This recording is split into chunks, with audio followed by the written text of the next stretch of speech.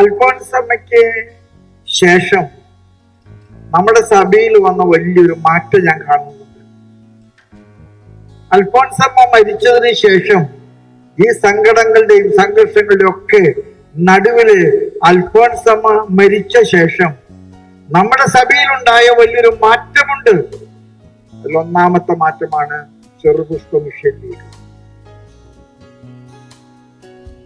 എത്രയോ മിഷണറിമാരെയാണ് നമ്മള് ഈ ലോകത്തിന്റെ നാനാഭാഗങ്ങളിലേക്ക് അയച്ചിരിക്കുന്നത്. ഒരു ചെറിയ സഭയാണ് നമ്മള്.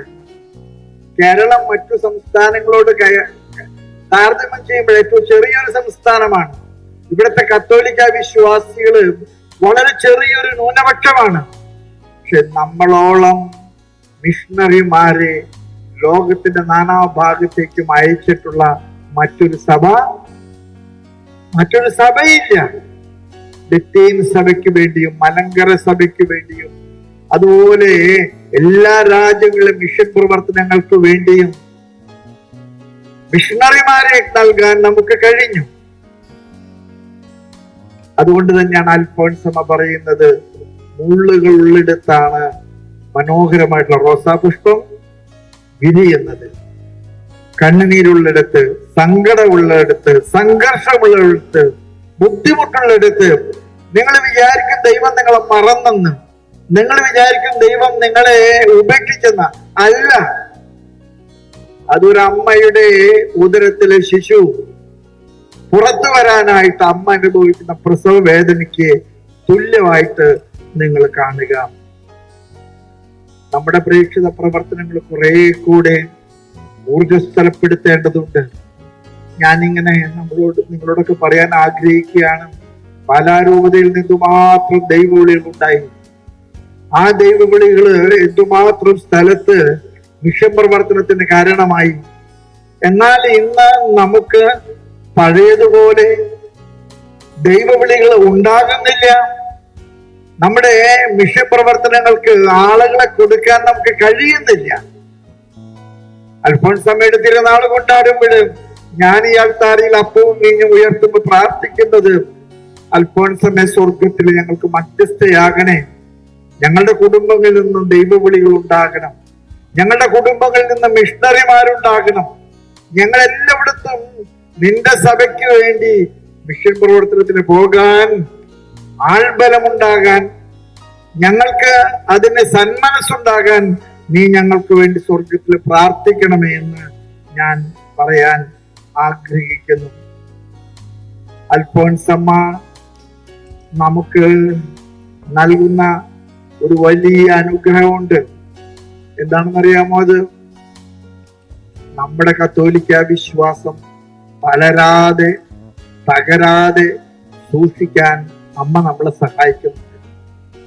ഞാൻ ചിലപ്പോഴൊക്കെ വിചാരിക്കാറുണ്ട്, നമ്മുടെയൊക്കെ കുടുംബങ്ങളിലെ എത്രയോ മാതൃകായോഗ്യമായിട്ടുള്ള വലിയ പാരമ്പര്യങ്ങളുണ്ട്.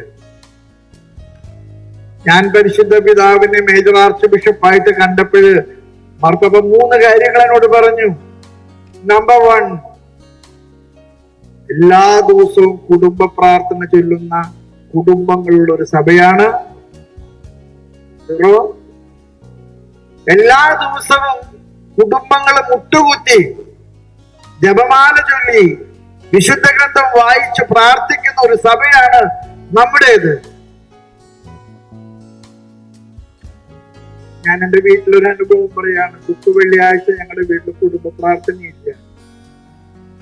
അപ്പൊ രാത്രി തുടങ്ങി രാത്രിയാവണം അവരെ പള്ളിയില് നടന്നിട്ട് തിരിച്ചു വരുമ്പോ ഞാൻ അമ്മയോട് ഒരു കുസൃതി ചോദിക്കും, അമ്മ ഇന്ന് കുടുംബ പ്രാർത്ഥന വേണ്ടേ? അപ്പൊ അമ്മ പറയും, ഭർത്താവ് മരിച്ചു കിടക്കല്ലോ, വേണ്ട. അമ്മയുടെ ഒരു താൽക്കാലികമായിട്ടുള്ള ഒരു മുട്ടുശാന്തി മറുപടിയാണ്. പക്ഷെ ഞാനൊരു കാര്യം കൂടി പറയട്ടെ, നമ്മുടെ കുടുംബ പ്രാർത്ഥനകൾ നിങ്ങൾ മറക്കരുത്. നമ്മുടെ കുടുംബ പ്രാർത്ഥനകൾ നമുക്ക് നഷ്ടപ്പെട്ടാൽ നമ്മുടെ സഭ വേരിച്ചീച്ചലിന്റെ രോഗത്തിലാണ്, നമ്മൾ നിലനിൽക്കില്ല. അതുപോലെ തന്നെ നമ്മുടെ കുടുംബങ്ങളുടെ ഒരു വലിയൊരു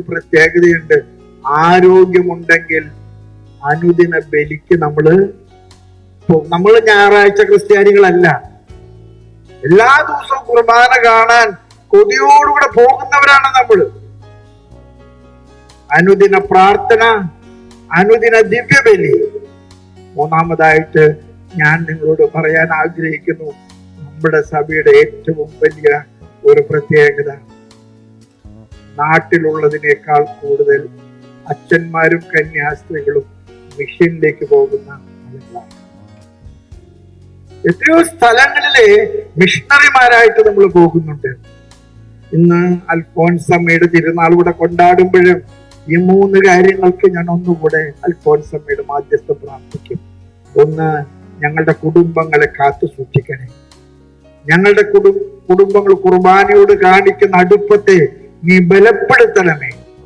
ഞങ്ങളിൽ നിന്ന് ധാരാളം ദൈവവിളികള്, വൈദിക ദൈവവിളികള്, സന്യസ്ത ദൈവവിളികള്, അൽമായ ദൈവവിളികള് ഉണ്ടാകട്ടെ.